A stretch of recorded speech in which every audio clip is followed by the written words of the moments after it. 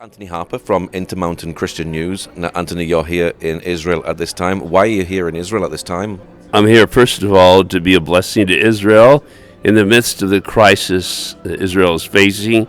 I know that a lot of Israeli people know that Christians are blessing them in so many ways, but I needed to be here in person to make that connection to the people and to also be at the Nova Music Festival site, the site where the Hamas brutally killed so many people. The massacre site near the Gaza border, very sobering and very troubling about what Hamas has done. What was it like visiting that site? It was very emotional. I was sick in my stomach all day and nauseous, but it was really more of a connection to the area, just standing on the land where this happened, to see visually about the environment that they were in and how close they were to the road, and they're really out in the open, and there was no place to go except for I went to the bus stop, which was like a bomb shelter, but they were massacred there as well. Very upsetting. Did you get to see any other areas where the terrorist attack took place? I was besides the Nova site, I was in Sderot, at where the police station. It did stand at one time, but of course Hamas destroyed that police station, so I didn't get to go to any kibbutz area, but it is very troubling about what happened October 7th, and we pray that will never happen again. And Israel is in a serious problem with Hamas and all the pressure being put on them. Now, you are a journalist. Have you been interviewing people at this time? I've been interviewing quite a few Knesset members, most of the Likud members, but some also Yesh Atid members, and I also was with the Speaker of the Knesset, a private meeting with him, Amir Ohana, to convey our Christian support and love, and to hear about the pain he was sharing about what Israel has gone through since October 7th. Very special meetings with Israel leaders in the Knesset building, but also really important connecting with Israeli people here. There have been birthright people from the United States I've met with, and connecting with them about what I do at the White House, exposing anti-Semitism, and there's a real bond that I've been creating with people here, and we stand singing Hatikva, the Israeli national anthem, together. So very special time of showing our Christian love for them. How have you felt the mood has been while you've been here in Israel? The mood has been anxious, not exactly knowing what's going to be happening when President Trump moves back into the White House. But overall, the response that I've been hearing is that so many people say they love Trump and that they can't wait for him to return. They're eager to see what will happen, next on this matter. And about this matter, this is on this peace agreement. This hostage deal is kind of related to, as President Trump said, the beginning more of the expansion of the Abraham Accords, which I have some concerns about. Do you think the hostages will be released? There's talk of a deal. There's talk of uncertainty. Do you think that it's actually going to take place and happen? Don't know, but for me it was really disturbing to hear that the Israel government hasn't been fully on board about this. It's also concerning that President Trump didn't wait for the Israel government to be fully behind this before announcing to the world and everyone starting celebrating. This is really causing, I think, problems for Prime Minister Netanyahu, for those in the government that do not want to make a deal that would sacrifice Israel's security. I think especially the issues of retreating from any part of Gaza, especially the Philadelphia corridor, that could leave Hamas in any type of control, is really troubling. Netanyahu said there was three objectives: to get the hostages home, to destroy the Hamas terrorist organization, and to make it safe for everyone to go back safe from the rocket fire. Do you think those objectives have been met? Not at all, and this is going to be dragged out for several years, actually. I mean, they're only releasing, from what I've read from news reports, 33 hostages, and we don't know how many of those are alive. And so they could string this out for several years. I know that Hamas, and we've seen from their track record, that they just want to have the upper hand on this and really just take advantage of Israel and put these families that are suffering through a lot more pain. So it is very disturbing about what has been happening in the developments of these so-called peace talks. Now, you're going to the White House as a journalist. What sort of questions have you been asking there in the White House? You've mentioned also anti-Semitism. Yeah, there's so many different forms of expression of anti-Semitism, of course, on the college campuses, the universities, the desecration of the Jewish cemeteries around the world, especially in Vilnius, Lithuania, I continue to bring up. But the ICC, the International Criminal Courts, their decisions have been really clearly a sign of not only anti-Semitism, but more specifically Jew hatred. That's what I like to call it. This is really hatred of the Jewish people that has been on the rise, and it is very disturbing. I think about the arrest warrants for the Prime Minister, the previous Defense Minister, Gallant. This is clearly a sign of Jew hatred, and it's been just getting much worse.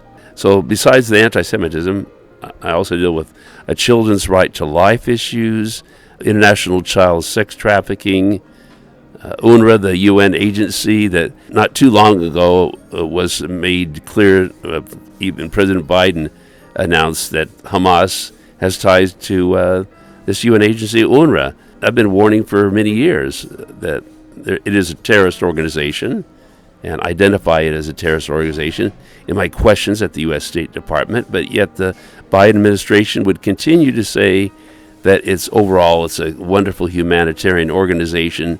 There are just a few bad players. Now, Donald Trump will be the new president on the 20th of January. Were you happy that he won the election?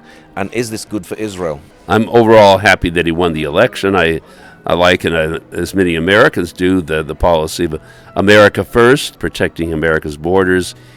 He's got a lot of challenges to deal with illegal aliens that have invaded America, how to get them out of America and make America safe in that way. But overall, I want to emphasize that there is no peace without Yeshua. This is my clear belief. This is evangelical Christian belief, that only Yeshua, Jesus, can bring peace here. And so I don't want any people to be arrogant, to think that they can do something without his help, without God's help. I know President Trump, after being shot, did acknowledge God and thank God for saving his life, but I don't see enough humility in President Trump, and I hope that he will give God credit more and include God in all this matter, and to say publicly that only God can bring peace.